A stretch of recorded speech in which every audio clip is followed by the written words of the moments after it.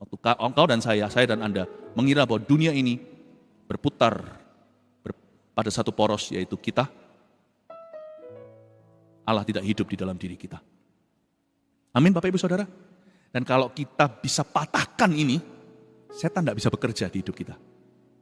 Karena setan itu paling subur ditanam di hati yang egois, yang menyembah Allah Tritunggalnya dengan A huruf kecil. Me, myself, and mine. Aku, milikku, dan tentang aku. Kalau kita punya hati seperti itu, pasti setan yang apapun yang setan taburkan berbuah 100 kali ganda. Bapak Ibu Saudara, jemaat yang terkasih, mari kita pelajari dari kalimat iblis ini. Kali ini dia jujur, dia menunjukkan true color atau warna asli. Mari kita jauhi sifat seperti ini, karena Yesus datang ke dunia bukan supaya kita jadi orang Kristen saja, tapi supaya kita menjadi seperti Kristus dalam sifat, pikiran, dan perkataan. Yang percaya, berikan tepuk tangan untuk Tuhan.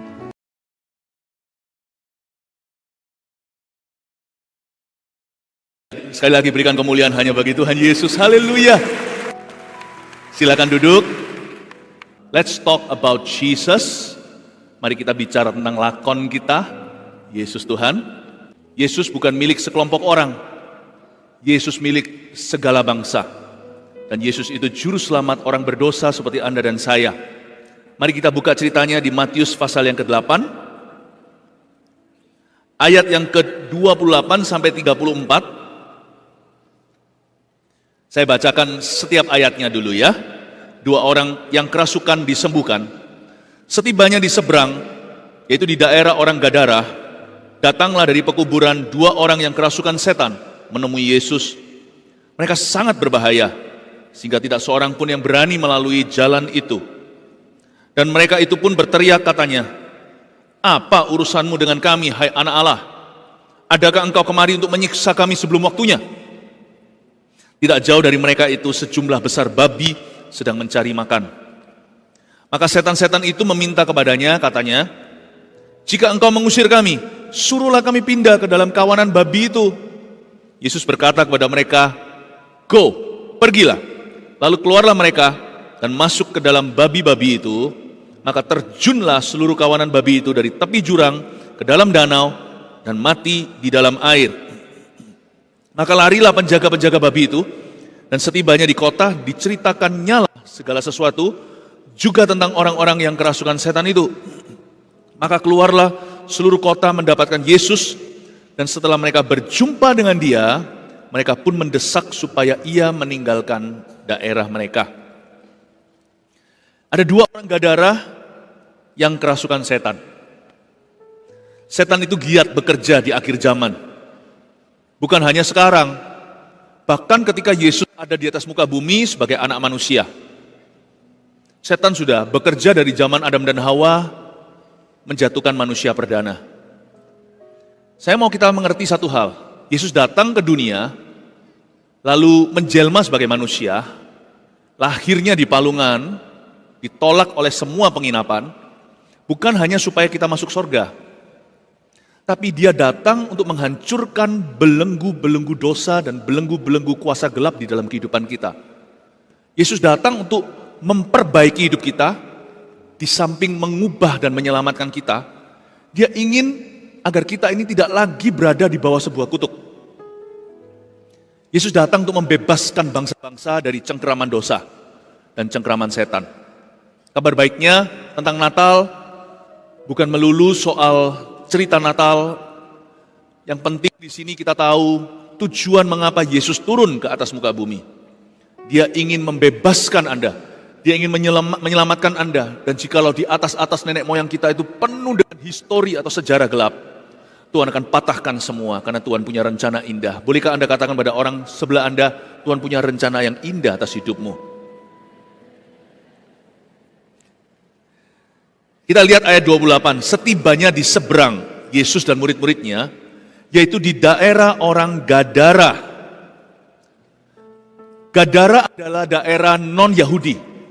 Dia disebut Decapolis atau totalnya ada 10 cities, ada 10 kota. Dan di situ disebut sebagai kota-kota kafir. Bahkan ada peternakan babi. Kalau itu daerah orang Ibrani, nggak mungkin ada, karena itu sangat haram sekali. Jadi Gadara itu tempat yang disebut oleh mereka zaman itu seperti Sodom dan Gomora. Itu banyak barak tentara, orang-orang Italia. Jadi bayangkan kalau tentara-tentara yang nggak takut akan Tuhan, mereka jauh dari keluarga, wah segala macam pasti ada, prostitusi, judi. Orang-orang ini semuanya hidup tidak takut akan Allah. Pertanyaan saya, ngapain Tuhan Yesus pergi ke seberang? Yesus itu rabi, seorang guru. Kalau dilihat dari kerabiannya, tidak sepatutnya seorang guru Ibrani pergi menumpang ke daerah orang fasik. Makanya itu waktu Yesus Samaria, wanita Samaria, semua orang bertanya-tanya, why would you do that? Mereka lupa bahwa status Yesus tertinggi bukan sebagai rabi, tapi sebagai anak Allah dan sebagai tumbal dosa, juru selamat semua manusia. Yesus sering dituduh, dia adalah sahabat orang-orang berdosa.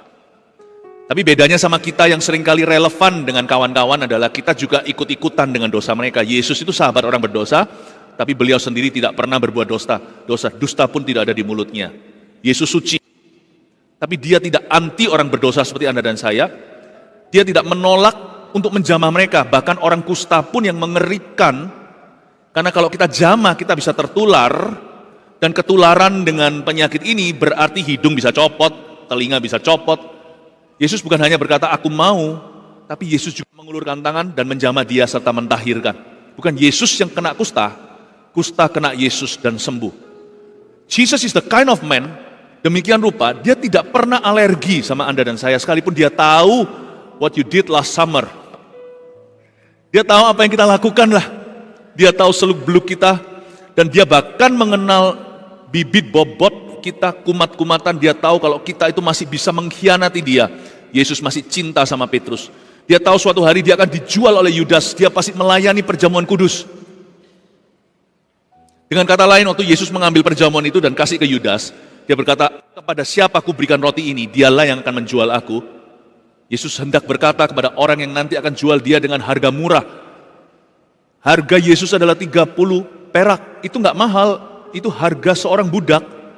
At least lah, if you must sell me, kalau harus jual aku, jual yang mahal. Yesus dianggap seperti orang apa? Tapi Yesus berkata, I died for you, I will die for you. Dia kasih perjamuan itu. Tapi detik di mana Yudas tidak menghargai, dia kerasukan setan. Setan itu bekerja di kalangan orang Ibrani, Yahudi, dan non-Yahudi.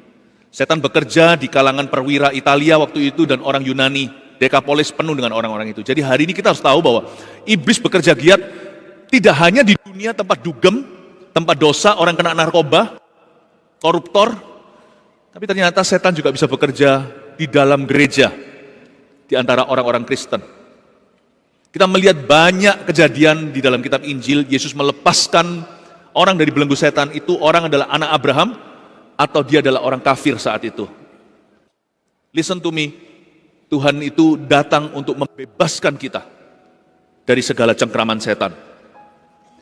Saya percaya hadirnya gereja Tuhan di seluruh Jakarta bukan hanya supaya jadi indah-indahan, mewah-mewahan, bagus-bagusan, tapi kita punya misi untuk melepaskan satu lagi dari cengkraman setan, dari belenggu dosa. Keluarga itu punya keturunan, turun-temurun, cerai-cerai, selingkuh, penyembahan berhala, dan sebagainya. Kehadiran kita di sini adalah untuk memberitakan Injil, supaya satu lagi orang dilepaskan, satu lagi hidup disembuhkan. That's why Jesus came. He did not come to be a baby. Dia tidak datang untuk menjadi seorang bayi. Dia datang untuk menjadi Mesias untuk kita. Dan orang-orang yang bahkan membencinya seperti Saulus tadi, juga akan disembuhkannya. Orang-orang Gadara ini 10 kota diisi dengan penyembahan-penyembahan berhala. Dan Tuhan datang ke situ. Dia datang ke sana itu sungguh-sungguh untuk melepaskan orang-orang itu. Tahukah Yesus bahwa mereka ada di sana? Tahu. Bukan hanya satu kali ini, 2. Kan kita tahu ceritanya ya. Orang yang dibelenggu setan namanya Legion. Itu kira-kira 4.000 roh jahat, kalau tidak 6.000. Tuhan tahu nggak di situ ada orang itu? Tahu, Tuhan ke sana. Murid-muridnya nggak berani bantah. Mungkin di dalam hati nih ya. kok Tuhan ke sini? Tapi Tuhan memang sengaja ke sana. Karena Tuhan mencari orang berdosa seperti Anda dan saya. Dia datang ke situ, bukan ketemu satu, tapi ketemu dua. Dua orang Gadara. Seperti mic saya yang on and off ini, saya percaya Tuhan mencari orang yang on and off kayak kita untuk menyembuhkannya. Permisi sebentar, saya ganti mikrofon ya. Tes. Haleluya, sudah sembuh.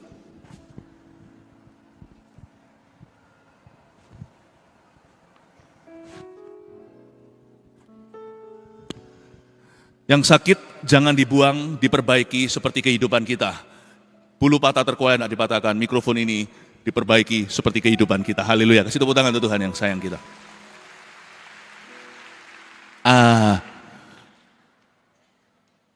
Sampai mana? Bukan satu tapi dua. Yesus kalau sembuhkan satu, dia akan sembuhkan selanjutnya. Yesus gak pernah selamatkan satu orang aja, meskipun dia mati bagi setiap kita. Kalau Yesus selamatkan Anda dalam keluarga, misalnya saya Mantova, akan ada Mantova berikutnya yang diselamatkan Tuhan. Kenapa? Karena setan gak bekerja seorang saja. Setan gak kerjain satu orang aja, dia kerjain banyak orang. Yesus mau selamatkan semua orang. Jadi perhatikan Bapak Ibu, kalau Anda dulu adalah seorang pendosa lalu sekarang diselamatkan, kita gak boleh egois hari ini hidup bagi diri kita sendiri. Dunia perlu mendengar apa yang Tuhan telah lakukan. Karena mereka juga perlu mengalaminya. Kalau Anda dulu adalah seorang ex-narkoba, dulu dugem ria, dulu gak keruan, saya rasa sekarang kalau Anda sudah di dalam gereja, jangan putus hubungan dengan teman, yang penting terlebih dulu putus having fun sama mereka. Tapi kita perlu terhubung dengan mereka, bukan supaya kita yang akan ikut, turut, serta dengan kenikmatan dosa mereka, tapi mereka yang harus kita bawa ke gereja. Yesus gak pernah selamatkan satu orang dari belenggu setan, dia selamatkan dua. Pertanyaan saya, kenapa dua orang Gadara ini sama-sama gila? Saya nggak tahu hubungan mereka apa, kakak adik kah? Tapi pertanyaan saya adalah, waktu pertanyaan saya mungkin tidak terjawab karena Alkitab tidak menjelaskan secara fakta. Tapi saya berimajinasi, mungkinkah mereka ini adalah sama-sama teman atau rekan kejahatan? Tahukah bahwa setan tidak pernah hanya mau membelenggu satu orang? Dia itu selalu akan membelenggu sekelompok orang. Yesus tidak datang untuk menyelamatkan satu saja. Atau Yesus selamatkan satu, Yesus juga akan selamatkan teman-temannya. Coba pikirkan hari ini di bulan Natal, nanti tanggal 25 kan kita ada Natalan di 13 tempat. Dari Jakarta, semua ini, Banten, sampai yang ke Cirebon. Tolong jangan kita diam. Kita masih berkesempatan di bulan Natal ini kita bawa jiwa. Siapa lagi temanmu, siapa lagi handai taulanmu, rekanmu, terutama keluargamu yang belum kenal Tuhan. Christmas is the perfect time for evangelism. Amin Bapak Ibu Saudara. Ayat yang ke-29. Dan mereka itu pun berteriak, katanya, dua orang Gadara ini, apa urusanmu dengan kami, hai anak Allah? Adakah engkau kemari untuk menyiksa kami sebelum waktunya? Perhatikan apa kata setan. Supaya kita gak jadi seperti setan. Kalau kita jadi seperti setan itu berarti like father, like son. Kalau kita bersifat seperti setan, orang-orang langsung tahu siapa bapaknya. Setan pakai mulut dua orang Gadara ini, teriak, apa urusanmu dengan kami, hai anak Allah? Saya jawab dulu. Cuman kan ini terjadinya 2000 tahun yang lalu, jadi saya gak bisa jawab.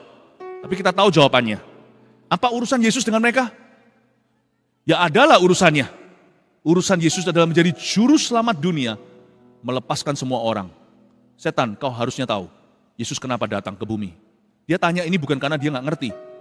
Dia tanya karena ketakutan. Anjing itu menggigit. Dan dia menggonggong dengan keras, bukan karena dia gagah. Tapi mungkin karena dia merasa terancam. Setan teriak dan tanya, apa urusanmu dengan kami? Setan tahu kok.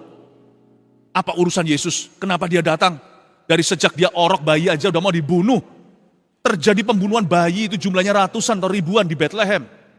Setan tahu kenapa dia datang. Setan yang menyurupi Herodes, memberi dia ide gila. Bunuh semua bayi, demi untuk kejar satu saja.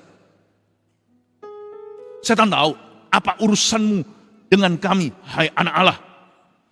Coba lihat GR-nya ya di kalimat kedua. Adakah engkau kemari untuk menyiksa kami sebelum waktunya?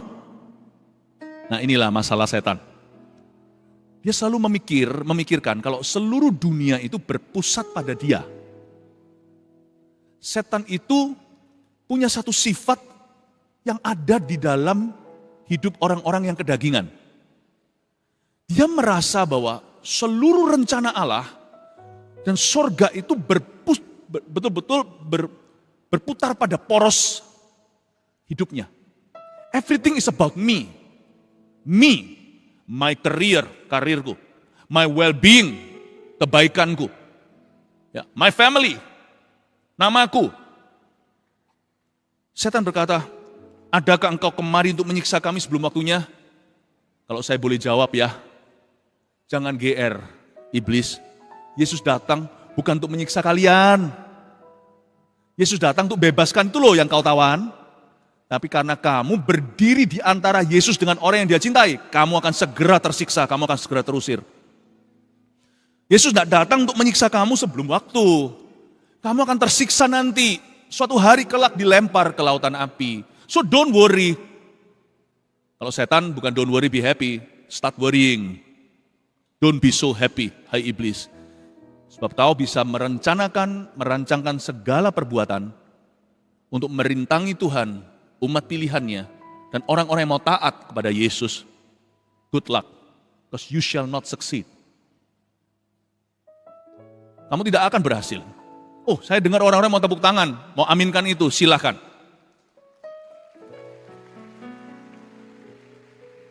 Setan coba bayangkan ya, dia berkata, adakah engkau kemari untuk menyiksa kami sebelum waktunya? Gak ada niatan. Yesus gak datang ke Gerasa atau ke Gadara, cari setan. Yesus datang ke Gadara, cari jiwa. Dua.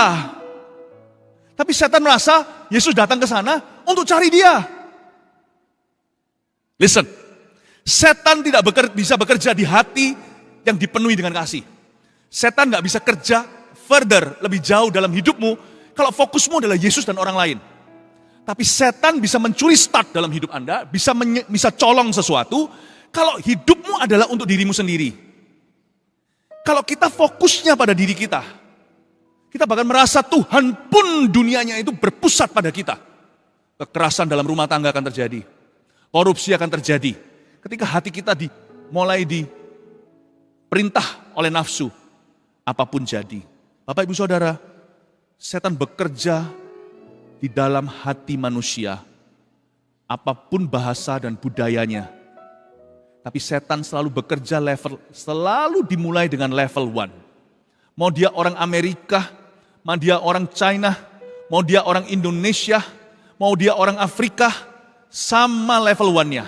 Level 1 setan itu tidak langsung iblis masuk ke hatimu. Level 1 setan itu selalu dimulai dengan ini. Hidupmu adalah bagi dirimu. Fokusmu adalah dirimu sendiri. Like father, like son. Seperti setan. Adakah engkau datang kemari untuk menyiksa kami? Harusnya murid Yesus ada yang menyelah. Hei, diam, jangan banyak bicara kau. Yesus, guruku tidak datang ke sini untuk mencari kamu. Emang kamu kira kamu siapa? Kau tidak sepenting itu. Perwira Itali nanti aja orang yang penting di Israel karena mereka penjajah. Dia aja gak layak kok merasa menerima Yesus di rumahnya. Kau kira kau siapa? Makhluk terkutuk. Hai iblis, dia datang ke sini. Cari orang yang kamu tawan. Lebih baik kamu pergi. Masuk aja ke dalam babi. Daripada nanti sebentar lagi kau tersiksa sungguhan. You see, when you think that the world revolves around you, God is not alive in you. Waktu engkau dan saya dan Anda mengira bahwa dunia ini berputar pada satu poros, yaitu kita, Allah tidak hidup di dalam diri kita. Amin Bapak Ibu Saudara. Dan kalau kita bisa patahkan ini, setan tidak bisa bekerja di hidup kita. Karena setan itu paling subur ditanam di hati yang egois. Yang menyembah Allah Tritunggalnya dengan A huruf kecil. Me, myself, and mine. Aku, milikku, dan tentang aku. Kalau kita punya hati seperti itu, pasti setan yang apapun yang setan taburkan berbuah 100 kali ganda. Bapak, Ibu, Saudara, jemaat yang terkasih, mari kita pelajari dari kalimat iblis ini. Kali ini dia jujur, dia menunjukkan true color atau warna asli. Mari kita jauhi sifat seperti ini, karena Yesus datang ke dunia bukan supaya kita jadi orang Kristen saja, tapi supaya kita menjadi seperti Kristus dalam sifat, pikiran, dan perkataan. Yang percaya, berikan tepuk tangan untuk Tuhan. Mari kita lihat ayat yang ke-30. Tidak jauh dari mereka itu, sejumlah besar babi sedang mencari makan. Saya kasih bocoran ya, jumlahnya kurang lebih 2.000 babi. Kita semua tahu, kalau kita lompat cerita, kita tahu bahwa akhirnya semua babi itu mati lemas. Saya ambil satu konklusi, kedengarannya waktu saya katakan ini kayak nggak pas gitu menjelaskan tentang Yesus. Tapi kali ini sungguhan, demi menyelamatkan seseorang, Yesus merugikan perusahaan seseorang. 2.000 babi ini satu majikan. Yang menjaga babi itu nanti yang melaporkan. 2.000 babi saya nggak tahu, saya bukan pengusaha. Satu babi di pasaran bukan kuping babi doang, ya. Tapi satu ekor babi itu dijual berapa ya? Nggak tahu harga pasaran sekarang, taruhlah, nggak mungkin hanya segitu. Taruhlah 5 juta rupiah. Kalilah 2.000, kita langsung kelihatan mata, 10 miliar kerugian perusahaan. Bisakah Yesus merugikan kita? Bisa, kadang-kadang harus. Kalau kita merasa dirugikan waktu karena Yesus, jangan mengeluh. Karena segala sesuatu itu miliknya, termasuk waktumu. Kadang-kadang kita dirugikan secara perasaan. Ikut Yesus sih nggak makan hati. Tapi waktu nanti mulai melayani, waktu saya mulai membuka diri, wah digesek kanan kiri. Kadang-kadang kerugiannya adalah emosi. Tapi kadang-kadang pula kerugiannya adalah harta kita. Kita harus berkorban, memberi lebih. Apa yang kita miliki nggak bisa kita nikmati sendiri. Saya masih ingat waktu saya masih sekolah, saya sudah bertobat terima Tuhan, mobil saya itu selalu menjadi penjemputan. Jadi akhirnya kita itu selalu memikirkan apapun yang kita beli itu nanti apakah itu kita bisa sharingkan. Jadi saya ingat firman Tuhan berkata di Korintus, orang yang menikah jangan melulu tentang dirinya, tidak melulu seperti tentang cinta seperti drama Korea, tapi hiduplah seolah-olah tidak menikah. Itu bukan berarti pernikahannya masalah. Tapi pakai pernikahanmu untuk sama-sama melayani. As for me and my house, aku dan seluruh isi rumah tanggaku, kami melayani Tuhan. Orang punya sesuatu, dia seolah-olah tidak memilikinya, kata Paulus. Tapi segala sesuatu yang kau lakukan untuk Tuhan. Semua adalah dari dia, untuk dia, kepadanya. Kadang-kadang kita juga merasa dirugikan secara materi. Tapi pertanyaan saya, masa sih Tuhan itu akan berhutang budi? Misalnya ya, kalau Yesus tidak diusir dari Gadara, mereka tidak mendesak dia keluar dari wilayah, akankah Tuhan izinkan si majikan itu yang rugi 10 miliar, gigit jari? Nggak tentu materi ganti materi. Tapi saya yakin kalau dia membuka dirinya, dia melihat kemuliaan Allah, bukan justru hitung untung ruginya. Menurut saya, orang-orang Dekapolis 10 kota itu bisa diselamatkan semua. Dan mana ada kota yang diselamatkan Tuhan tidak terjadi transformasi. Meskipun kita tidak percaya Injil kemakmuran, masa Tuhan akan mengutuki, tidak memberkati? Nggak mungkin deh. Pasti 10 cities itu akan mengalami lonjakan ekonomi. 2 miliar yang dia bayar di depan demi 1-2 jiwa Gadara itu, nggak mungkin akhirnya perusahaan orang itu bangkrut. Tuhan pasti kasih hikmat. Bisa berkat internasional datang. 10 kota itu ternama karena revival yang terjadi, kebangunan rohani dan orang yang jujur dan segalanya. Bisa-bisa justru babi mereka laku keras.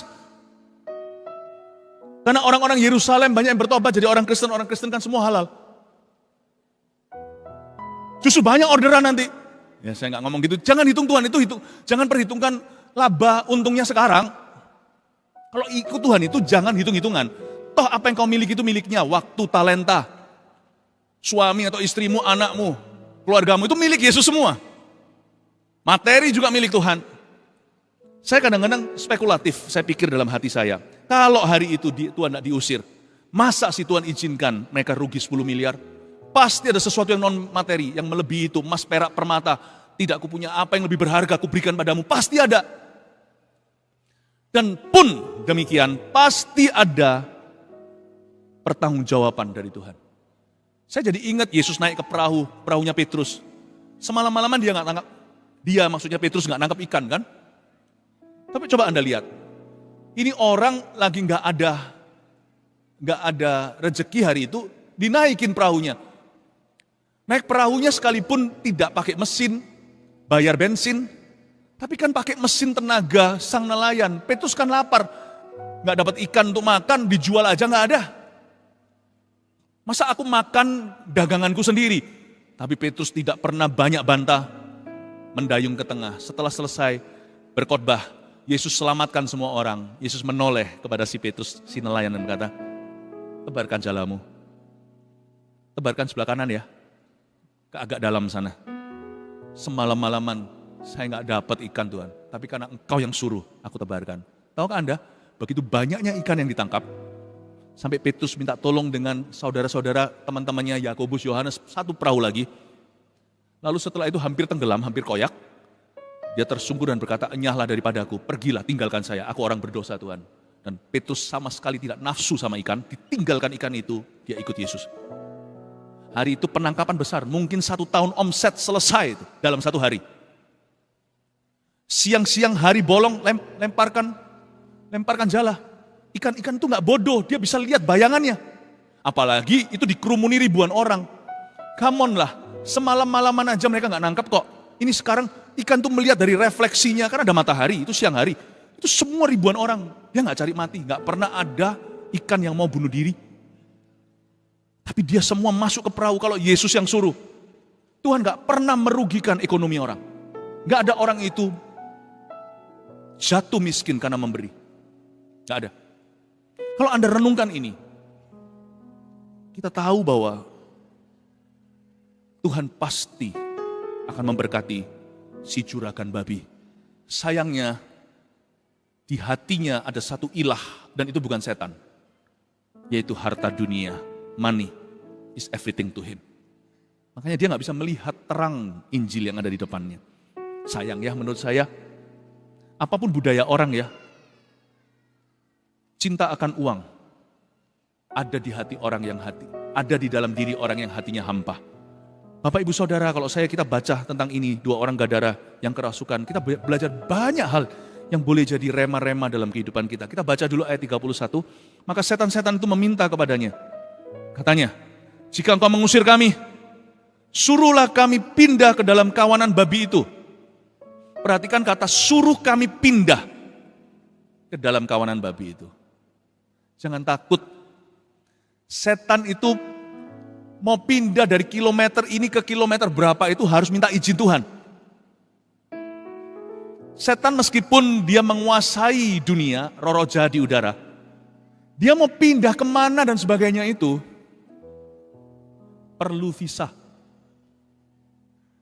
Dia bolehlah dia merasa dia adalah the prince of the world. Setan itu salah satu julukannya adalah dia adalah pangeran dunia. Tetap Yesus adalah raja di atas segala raja.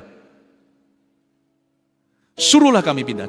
Tapi watch out, hati-hati dengan familiar spirit. Familiar itu roh yang mirip. Misalnya kita orang Indonesia, mau sekolah di luar negeri pasti cari nasi. Karena nasi mengingatkan perut kita akan rumah. Orang Indo kemana-mana, kemungkinan besar akan cari sesama orang Indonesia. Nanti ada acara di konsulat Indonesia, mereka datang, apalagi waktu 17 Agustusan. Familiar spirit itu, orang cari sesuatu yang familiar. Setan juga. Hati-hati Bapak Ibu Saudara, ingatlah sesuatu, kalau hari ini kita melakukan suatu dosa, kita nggak segera bertobat, kita biarkan lama-lama, familiar spirit akan keluar dari dosamu itu dan akan menghantui anak cucumu. Makanya tidak heran di pohon kehidupan, di pohon keluarga, kalau ada satu yang bunuh diri, mesti nanti akan ada 2 yang bunuh diri. Dan dia akan pilih cousin-nya orang itu, keponakannya atau anaknya dulu. Dia cari yang paling familiar. Yang wajahnya mirip-mirip, yang fitur-fiturnya sama. Karena dia ingin melanjutkan pekerjaannya. Setan itu kerjanya begitu, setan-setan yang mirip, yang familiar. Tidak heran kalau terjadi perceraian. Makanya itu saya selalu berkata, perceraian itu bukan solusi bagi pernikahan yang bermasalah. Apakah tidak ada lagi orang-orang majus di dalam gereja yang bisa membereskan itu? Sekali cerai, mungkin beres buat orang itu.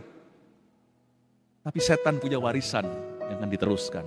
Tapi saya ngomong gini bagi Anda yang keluaran dari keluarga broken home, dari perceraian, kutuk bisa dipatahkan. Untuk itu Yesus datang ke dunia untuk mematahkan belenggu dosa. Tapi meskipun demikian, kita harus lawan. Bagi orang lain peperangan rohaninya sekali tengking sudah selesai. Bagi Anda mungkin Yakobus 4 ayat 7. Tunduklah kepada Allah terus. Ide perceraian kalau muncul lagi kamu tengking. Dan lawan iblis maka dia akan lari daripadamu. Tapi semua kutuk dapat dipatahkan. Christmas pesannya singkat, sederhana. Bahwa Yesus datang untuk mematahkan, memutuskan belenggu masa lalu. Kasih tepuk tangan untuk Tuhan. Suruhlah kami pindah ke dalam kawanan babi itu. Kalau Anda tidak buka celah, tidak usah takut. Ada satu orang tanya sama saya kalau tentang santet gimana. Mungkin saya disantet. Saya ngomong sama orang itu, saya nggak takut santetnya Bu. Saya tanya, kenapa Ibu takut?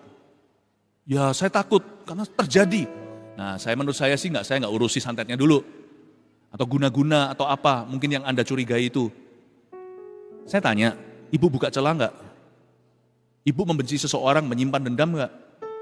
Adakah perkataan-perkataan yang Anda lontarkan dan Tuhan ingatkan itu harus Anda cabut, Anda harus say sorry? Adakah Anda masih simpan sesuatu yang jimat keramat atau sesuatu yang Anda, atau dosa yang selama ini Anda simpan terus di dalam hidupmu tapi nggak diberitahu? Saya bilang, nggak ada Pak, kalau gitu nggak usah khawatir. Bilang aja dalam nama Yesus, darah Yesus membasuh aku tengking itu. Gini loh Bu, setan itu tidak bisa bekerja di hidupmu kalau tidak dapat lapangan mendarat. Pesawatnya itu nggak bisa landing. Mau santet apapun itu di atas kepalamu, tidak bisa turun ke hidupmu. Kecuali Anda buka celah, buka pintu, maka setan akan berkata, suruhlah aku pindah ke orang itu. Saya paling nggak takut pergi ke tempat yang ada hantunya. Saya nggak cari sih, tapi kalau saya ada di situ, saya tidur pulas. Dia nggak bisa darat. Dia hanya seperti lalat yang nggak bisa turun. Karena hidupku dikuduskan. Bapak Ibu Saudara, kalau ada di tempat kita hari ini yang mendengar firman ini, mendengar Injil ini, kalau Anda merasa, oh sekarang aku ngerti kenapa kok ada patron ya dari atas. Kadang-kadang juga ada penyakit yang turun. Ya kita nggak usah main curiga, tapi kalau kita rasa nggak srek, kita bisa pakai otoritas kuasa nama Yesus dan berkata, in Jesus name I break the curse. Aku putuskan kutuk ini. Kita harus patahkan dalam nama Yesus. Tapi jangan menjadi copyright kutuk, jangan memulai suatu legacy atau suatu warisan yang salah. Makanya hari ini saya mau hidup seksama, sungguh-sungguh demi jemaat, demi keluarga. Saya tidak mau menurunkan sesuatu yang buruk, karena saya tahu setan itu sampai hari ini masih kepingin pindah-pindah. Bukan kepingin pindah, pingin nambah. Lanjut lagi sedikit ya, ayat 32, Yesus berkata kepada mereka, pergilah. Lalu keluarlah mereka itu dan masuk ke dalam babi. Maka terjunlah seluruh kawanan babi itu tadi tepi jurang, ke dalam danau, dan mati di dalam air. Ada dua sisi setan dan sisi babi. Saya tunjukkan kepada Anda ada sebuah cerita di ayat 32 yang namanya roh maut atau roh bunuh diri. Setan kalau sudah kepenuhan akan buat orang itu mati. Mati karena apa? Atau karena dia membunuh dirinya. Setan punya goal dalam kehidupan semua orang itu bukan supaya dia jatuh dalam dosa atau buat dia melarat atau buat dia sakit. Goal setan dalam kehidupanmu itu sederhana yang Alkitab peringatkan. Sudah jelas. Jangan berkata Tuhan mencobaimu. Tuhan tidak pernah mencobai siapa-siapa. Kita dicobai dan diseret oleh keinginan kita sendiri. Dan jika keinginan itu kita buahi, lahirlah dosa. Dan jika dosa itu matang, lahirlah maut. Keinginan setan bukan untuk mencuri. Bahkan bukan hanya untuk membunuh. Mencuri, membunuh, ujungnya satu. Membinasakan. Dia ingin membawa semua orang ke neraka. Kalau nggak bisa, dia bunuh orang itu. Kali ini ada suatu kejadian, cuman babi tidak bisa bersaksi. Babi itu pasti melihat sesuatu waktu dihinggapi setan itu. Babi itu semua lari ke tebing, lompat rame-rame 2000. Terjunlah semua kawan-kawan babi itu. Ada orang yang survive percobaan bunuh diri, diselamatkan lewat saat teduh bersama atau lewat online GMS. Ada pula yang sudah diselamatkan cerita sama kami. Dia berkata dia lihat di jendela, itu ada yang awe-awe dia gini. Ada yang lambai-lambaikan, ayo lompat-lompat. Dia lihat seperti, karena orang kalau mau bunuh diri udah kalut kan. Dia udah gak lagi takut sama setan. Saking dekatnya dengan setan. Dia melihat ada yang begitu dan dia mau lompat. Tapi setelah itu mendengar suara di YouTube khotbah kami. Bapak Ibu Saudara, setan itu selalu campur tangan. Dan dari semua wujud pekerjaannya yang paling mengerikan adalah maut yang ia hendak lakukan. Dari sisi babi itu waktu dihinggapi setan, hal pertama yang dia pikirkan adalah air. Dia cari tempat yang basah. Pahami Bapak Ibu Saudara, kalau Anda lagi kepanasan, misalnya panas banget, atau habis makan sambal, wah pedes, kita ambil air sampai cecer-cecer kan, kita basahi mulut kita. Atau kalau kita kepalanya, kupingnya lagi panas, ada orang gitu kan kupingnya tiba-tiba merah, wah diambil air langsung raup muka, atau langsung siram dengan air dingin. Kadang-kadang babi lebih pintar daripada orang-orang yang hatinya bebal. Bukannya justru, kalau kita kesetanan, setan mulai bekerja dengan giat dan mulai merajalela di dalam hidup kita. Larilah ke tempat yang basah, di mana ada firman, di mana ada Roh Kudus. Larilah ke gereja, bukan menjauhinya. Babi itu lari, tapi karena dia hewan, dia nggak tahu. Dia larinya itu ke tempat basah. Dia pergi terjun ke dalam kolam itu, malah justru mati lemas. Tapi kalau Anda lari ke airnya Tuhan, Anda akan selamat. Bukannya justru, kita harus tahu. Waktu saya bertobat, hari itu ada panggilan altar. Saya nggak ambil pusing lagi, karena saya sudah percobaan bunuh diri yang ketiga, dan kali ini pasti saya akan berhasil, saya nggak ngancam-ngancam doang.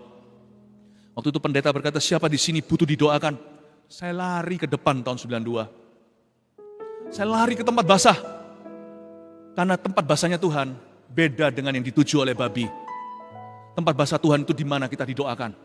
Sungguhan setelah itu, kalau babi ini mati lemas, hidup saya dibangkitkan.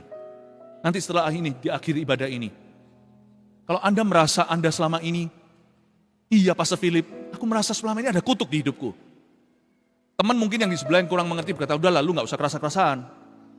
Udah jangan dengarkan. Kalau Anda ada kesaksian roh dalam hatimu, something you've been experiencing, sesuatu yang Anda alami itu terus-menerus itu adalah belenggu. Maju nanti ke depan. Larilah ke tempat basah. Tempat di depan ini bukan jurang. Tempat di depan ini adalah doa, adalah mesbah. Maka larilah penjaga-penjaga babi itu. Dan setibanya di kota diceritakanlah segala sesuatu juga tentang orang-orang yang kerasukan setan itu. Ayat terakhir. Maka keluarlah seluruh kota mendapatkan Yesus. Ini kesempatannya untuk mereka semua sama-sama menerima berkat terbesar dalam hidup mereka. Tapi sayang sekali. Mereka lihat lubang donatnya. Tidak melihat donatnya, tapi berhenti kasih saya donat. Kalau saya sering kali pakai ilustrasi donat, ini bukan berarti saya suka donat. Tapi paham maksud saya. Please jangan lihat kerugiannya. Lihat what you could gain. For your soul is more precious than your money. Buat apa seorang memperoleh seluruh dunia tapi kehilangan yang termulia yaitu jiwanya. Maka keluarlah seluruh kota mendapatkan Yesus. Dan setelah mereka berjumpa dengan dia, adu dia berjumpa muka dengan muka. Kalau kita kan hanya beriman tanpa melihat. Dan mereka pun, alamak kata orang Malaysia, mereka pun mendesak supaya ia meninggalkan daerah mereka. Sayang. Saya harap Anda kalau berkesempatan bertemu dengan Tuhan, jangan tolak ya. Kalau berkesempatan bergereja, jangan tolak karena pernah dikecewakan sama gereja sebelumnya.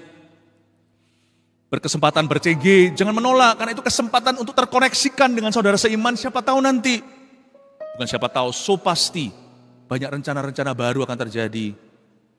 Kalau Anda berkesempatan didoakan, berikan diri. Jangan lihat siapa mendoakanmu, asal yang mendoakan Anda adalah agen yang sah. bukan pasar gelap. Kalau Anda berkesempatan, raih, rebut kesempatan itu. Jangan Anda mundur. Tapi mereka nggak bisa. Karena mereka sayangkan adalah uang.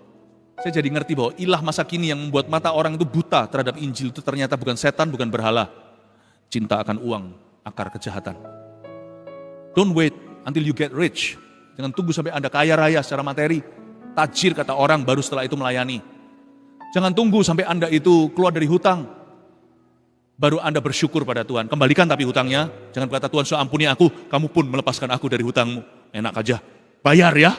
Tuhan mengampuni, Tuhan akan memberimu kuasa dengan rajin tangan untuk bisa mendapatkan keuntungan untuk bayar hutangmu dulu. Jangan nikmati kehidupan dulu. Bayar dulu tanggung jawabmu. Cinta akan uang. 3 poin saya kasihkan kepada Anda di tema besar kita, Yesus adalah juru selamat segala bangsa, Jesus Savior of all nations. Kita pelajari beberapa hal dari orang-orang luar negeri yang berinteraksi dengan Kristus. Nomor 1, pekerjaan setan tidak peduli negara dan budaya. Pahami ya, pada mulanya Allah menciptakan bumi dan langit, dunia ini semuanya baik. Kebudayaan manusia itu hanya satu, takut akan Allah. Lalu kebudayaan macam-macam, setelah Menara Babel, bahasa beda-beda. Masih ada sisa-sisa gambar dan rupa Allah, tetapi mulai banyak twist-twist, mulai ada banyak toksik-toksiknya.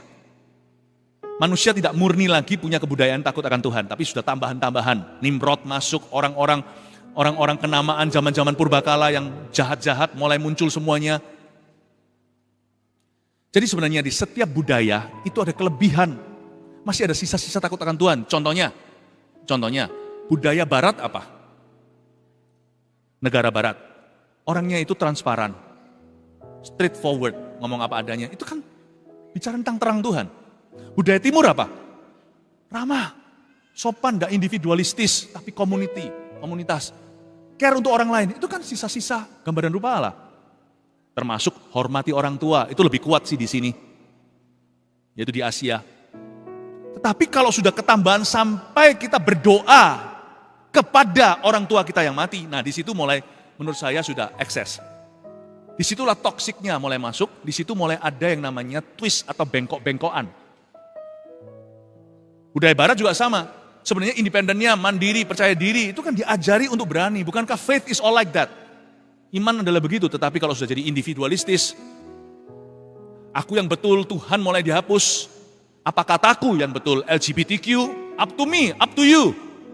Nah di situ menurut saya sudah masuklah kuasa gelap.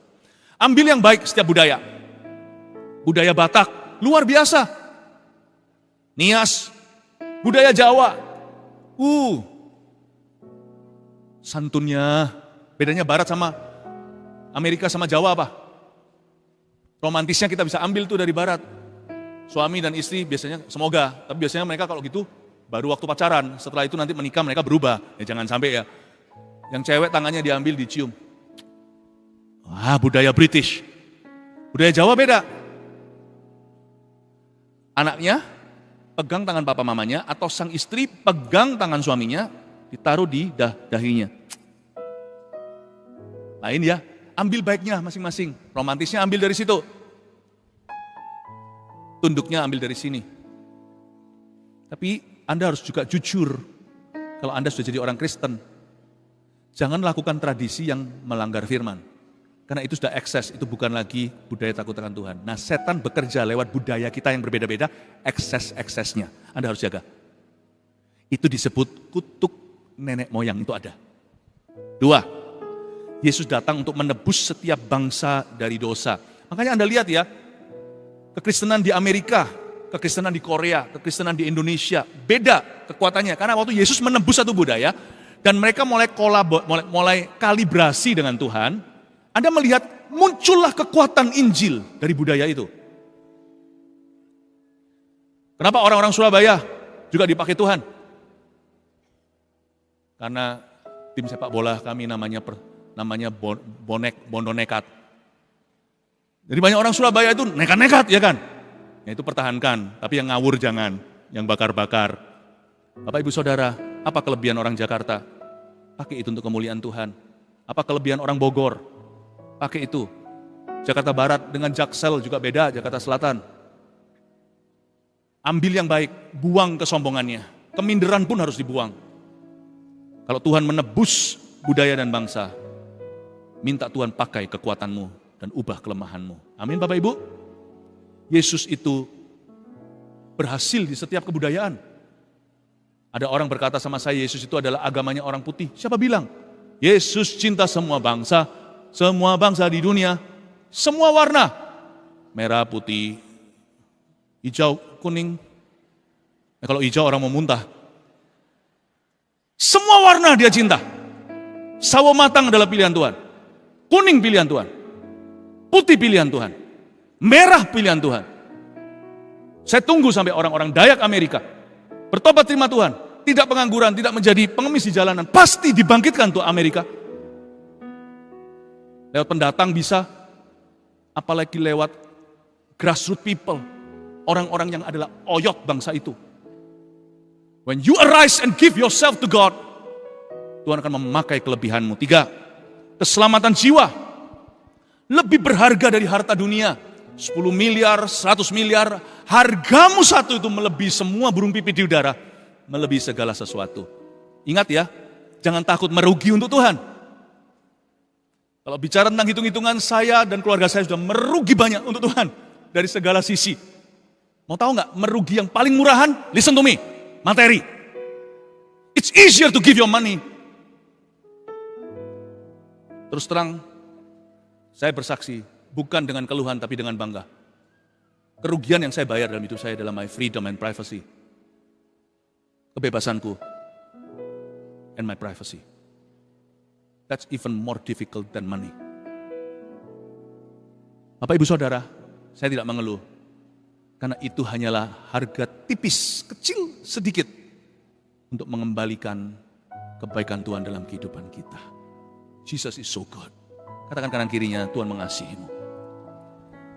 3 poin ini munculkan semua. Foto segera, lalu kita sama-sama akan altar call mendoakan setiap orang. Ini dia. Haleluya. Udah? Merry Christmas to you ya. God bless you. Kasih tepuk tangan untuk Tuhan.